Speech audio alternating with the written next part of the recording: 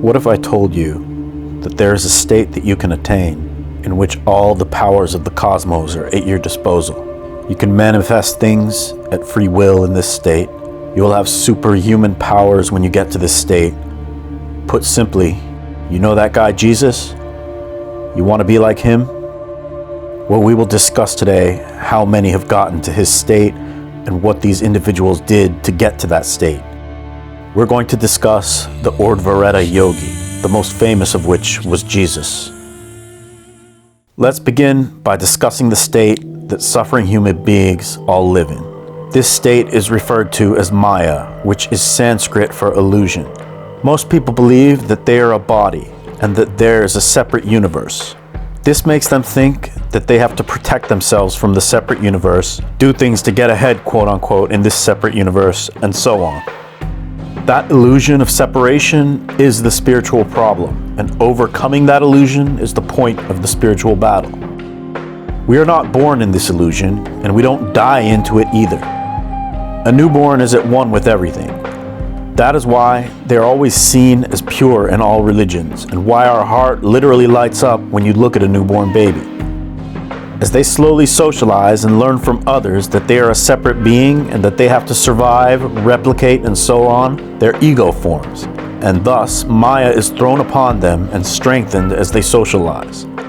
There are countless near-death experiences of people who crossed over that explain the oneness, and also from enlightened beings who live in uninterrupted superconsciousness. There are also aspirants who may have attained Savikalpa Samadhi or other superconscious states that occur before enlightenment that also point to this oneness. To be enlightened is to be fully present and at one with the cosmos, like a newborn or a spirit after it leaves the body, but also having the ability to mentally discriminate as people do. The Urdhvareta Yogi has attained such a state and is in infinite cosmic bliss as the spiritual practice has finally paid off for them. Urdhvareta Yogi, a term deeply rooted in ancient yogic philosophy, refers to a yogi who has mastered the art of redirecting the flow of energy upwards towards the higher chakras. Urdhvareta yogis focus on harnessing the powerful life force energy, often known as Kundalini, a form of prana or spiritual energy, and guiding it upwards through the central energy channel or sushumna. This process is believed to activate higher states of consciousness and facilitate spiritual awakening. The process is often not instant, and in cases like Jesus or Ramana Maharshi or others that had spontaneous enlightenment, the spiritual work was likely done in a past life. As your spiritual sadhana or spiritual practice increases, your ability to handle the truth also increases. As your spiritual powers increase, your ability to bear the light of your true self increases, and the benevolence of your character also increases. Picture a bright light that is infinitely bright. Could your eyes handle it? And I know you can't experience the truth through your senses, but I'm using it as an analogy to point to the desensitization of your being that is needed in order to become a true Urdhvareta Yogi. Ibn Arabi, a Sufi saint, put it like this: the truth is hidden because it is too bright. For someone to see this truth requires a breaking down of their entire mind. The Prophet Muhammad stated that I knew my Lord through my Lord. Both of these Muslim saints are pointing to the fact that you can't see God with your eyes. You have to see God with God's eyes, and getting there is an uphill climb for most on the spiritual path. Kundalini remains dormant for most in their Muladhara chakra. The Muladhara chakra is the lowermost or root chakra and is located at the base of the spine near the coccyx. It is associated with the pelvic floor and the perineum. Picture a snake that is locked in a cage. Every time someone engages in a sexual act or bad deed that is selfish or greedy, the cage that holds the snake in the root chakra is strengthened, and the time that it can hold it is lengthened. Akhanda Brahmacharya is the active sublimation of all your sexual impulses in word, thought, and deed. As the yogi practices Akhanda Brahmacharya and sublimates their sexual energy, they weaken the cage that holds the Kundalini. Every sexual thought that you kill, or every girl that you reject, or every time you say no to porn, and so on, you are sublimating the associated urges.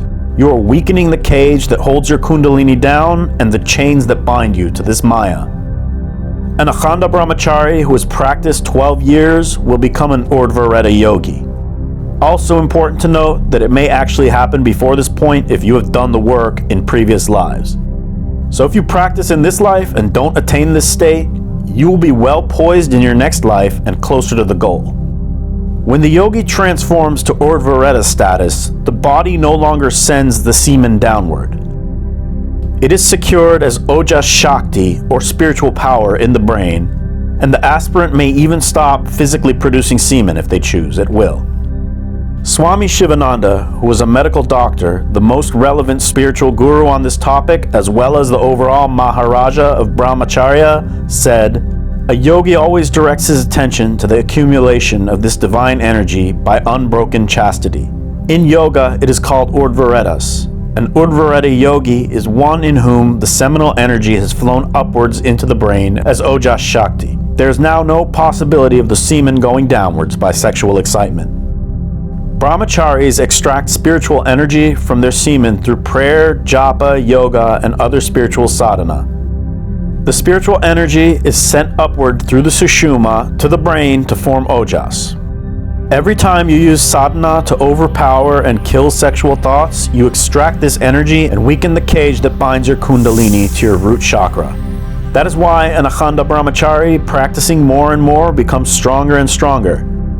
And every sexual thought that you allow yourself to attain a mental state with makes you weaker and weaker.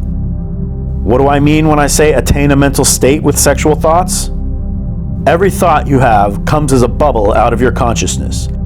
If, for example, you see a hot girl at the gym and you think, "I'd like to blah blah blah," you have attained a mental state with that. It can happen more with sexual triggers, but also thoughts can manifest from out of nowhere. Those who meditate know that thoughts are not controlled by default, but actually come from nowhere out of the mind. This is true for sexual thoughts as well. One who practices Akhanda Brahmacharya in word, thought, and deed, consciously aiming to sublimate every sexual thought, weakens the cage on the kundalini, forms ojas, and with this comes a supersense for these spontaneous sexual thoughts. You don't look at girls anymore, and you are able to kill the random thoughts at their root, thus never attaining a mental state with them. And eventually, the random thoughts will cease to exist. As Swami Shivananda put it, even if there is a single impure sexual thought in the mind, you can hardly expect to have strict mental brahmacharya.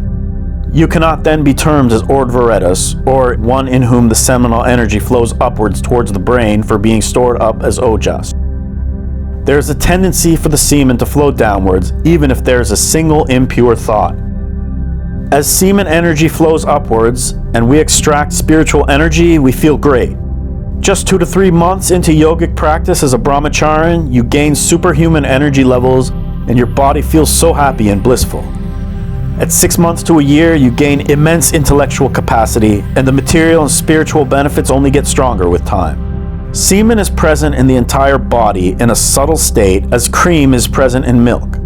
When we practice Akhanda Brahmacharya and slowly ascend to the Urdhvareta state, we are extracting spiritual energy from our semen.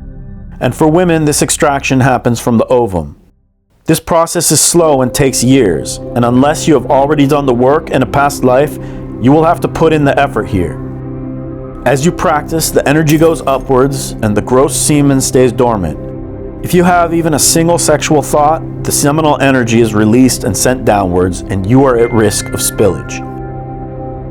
This is why I personally practice Akhanda Brahmacharya when I want to retain for super long periods. I have found that I can't retain for super long periods when I am not actively sublimating all of my sexual impulses. It'll find a way out for sure every time, consciously or not. On God mode though, for some reason, I am able to go all the way without wet dreams.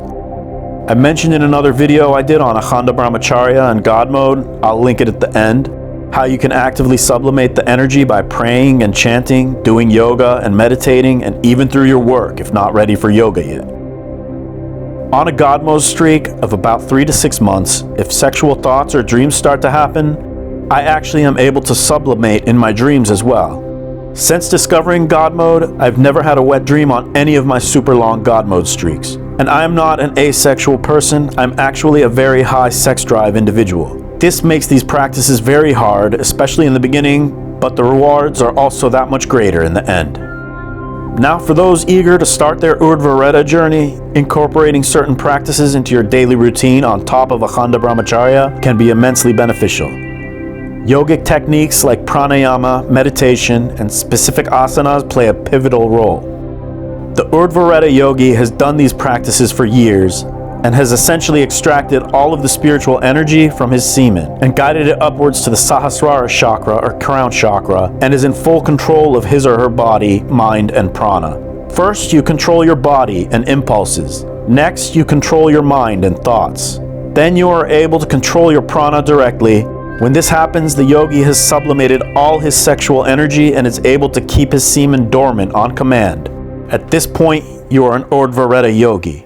Now, becoming an Urdhvareta Yogi is no small feat. It involves dedicated practice, discipline, and a profound understanding of one's own energy. Sublimation of every sexual thought is no joke. You think nofap or semen retention is hard? Then welcome to the big leagues, my friend. I chose to call this God mode for a reason. People this day and age are so attached to their sensations that they can't even fathom not masturbating. Just go to an incognito browser on YouTube and start typing nofap relapse in the search bar, and the first thing you see in the drop-down is nofap relapse is inevitable. That is the most searched term on YouTube. People are so hopeless on just not fapping. Just imagine what those people would think if they tried to imagine actively fighting all sexual thoughts that come into their mind. I'm here to tell you, not from a monastery of safety in the Himalayas, but from America, in the most spiritually sick time in history, that the only way out of fapping addiction is through God. It is only by God's grace and the grace of the Lord that you can overcome your senses. And just attempting Akhanda Brahmacharya will put you light years ahead, and when you stop, you will never fap again. You may meet women and have a sex life, but you will have gained control of yourself and put a permanent spiritual vasana or spiritual tendency impression on your subtle body that will permeate into your next life. So if you are not yet ripe for fully awakening here, and you stop God mode and get married or have a girlfriend or whatever, in your next life, you will be that much closer to the goal of spiritual practice. And if you truly feel battered by porn and that nofap relapse is inevitable, well, trust me, it isn't inevitable. And if you do God mode and want to give up porn truly, you will never fap again after doing God mode for a long period. I promise that. If you practice unbroken for 12 years on God mode, you will become an Urdhvareta Yogi. It is written in the Yoga Shastras. You will attain the state of Jesus and all associated spiritual powers. You will be in a place where you no longer care about money, and you have risen above sex. It goes without saying that you will not care about sex. And even if you have sex at this point, it will not shake your state. This state permeates infinity at this point, and nothing can shake it. An Akhanda Brahmachari who takes it all the way can even stop the very formation of semen in their body at will.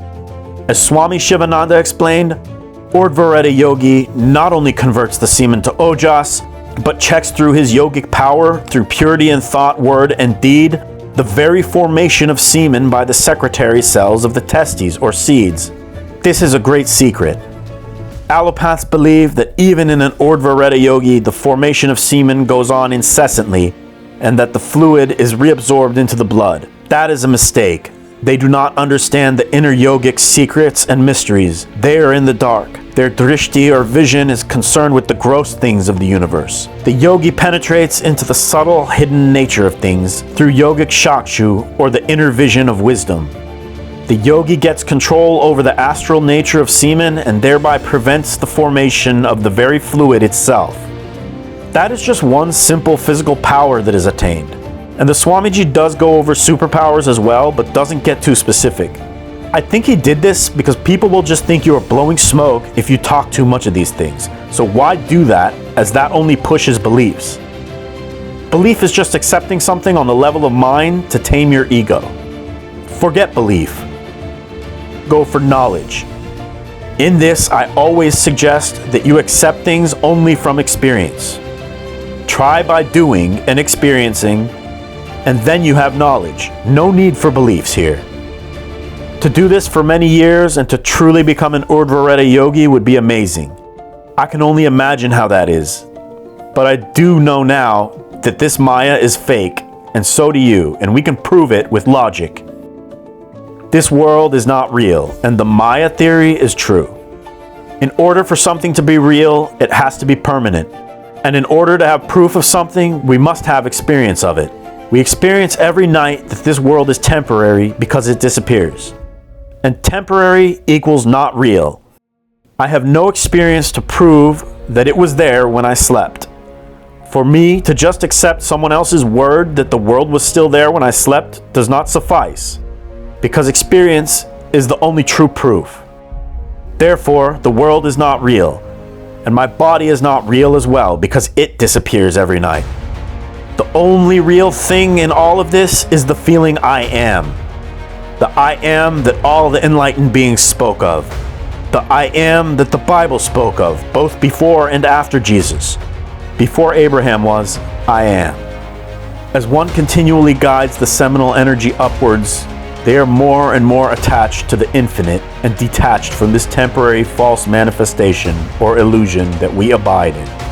The only real reality is the Sat Chit Ananda Atman, and to realize who you are is the goal of all this spiritual practice. In doing this, your love for everything grows while your actual attachment, or should I say caring for what happens here, goes away. For me at least, when I'm sexually active, I care a lot about money and what people think of me and so on. When I'm on God mode, I don't care about those things at all.